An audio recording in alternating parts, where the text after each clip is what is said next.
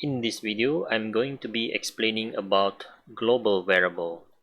As you can see from previous video, you have learned about local variable, where a local variable is something like the one in line number 12 here.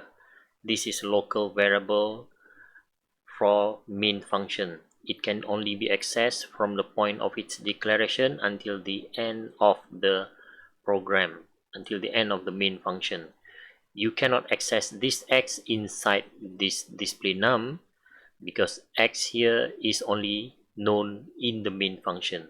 Now when you call the need display num function, when you are inside this display num function, you can actually create another variable that has the same name as the variable in the main function, but they are totally different variable.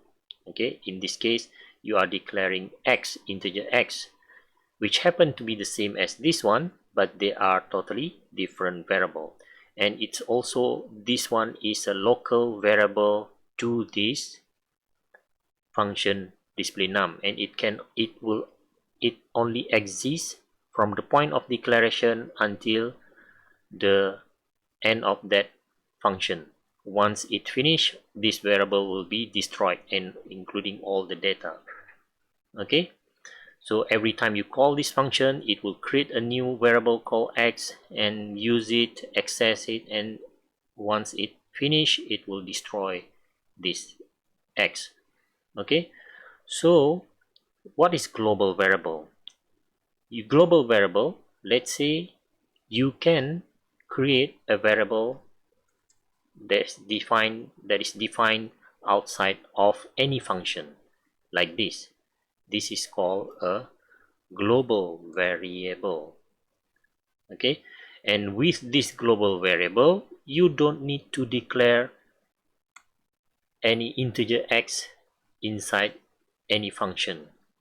And with this, you are actually, when you are trying to access or modify x here, you are actually modifying the global variable. Okay, and here also you are modifying the global variable. Okay, so here this is referring to the same location, so it's only one x for the whole program. Okay, as you can see here, a global variable, the scope of the global variable or the lifetime of the global variable is starting from the point of its declaration until the end of the program. Okay, so that means you can use x here, you can modify, you can manipulate x anywhere in this program.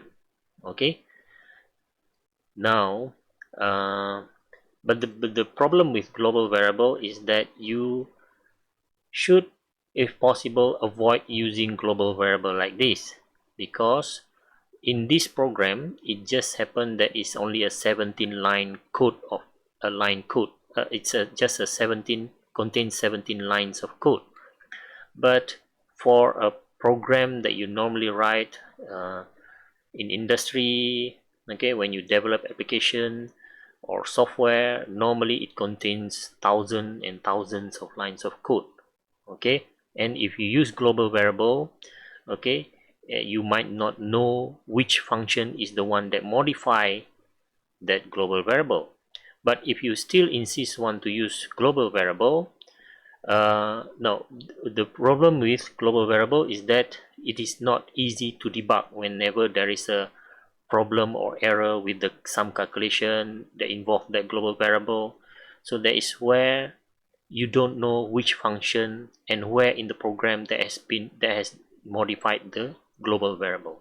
So that's why you should avoid using global variable like this. But if you insist on using global variable, then you should normally declare it as constant. For example, you are declaring constant float pi, something that you know this variable will not change. Okay, pi will never be something else, it will always be 3.142, and you put it as constant. So this is where you can prevent other statement in the program to modify the global variable pi.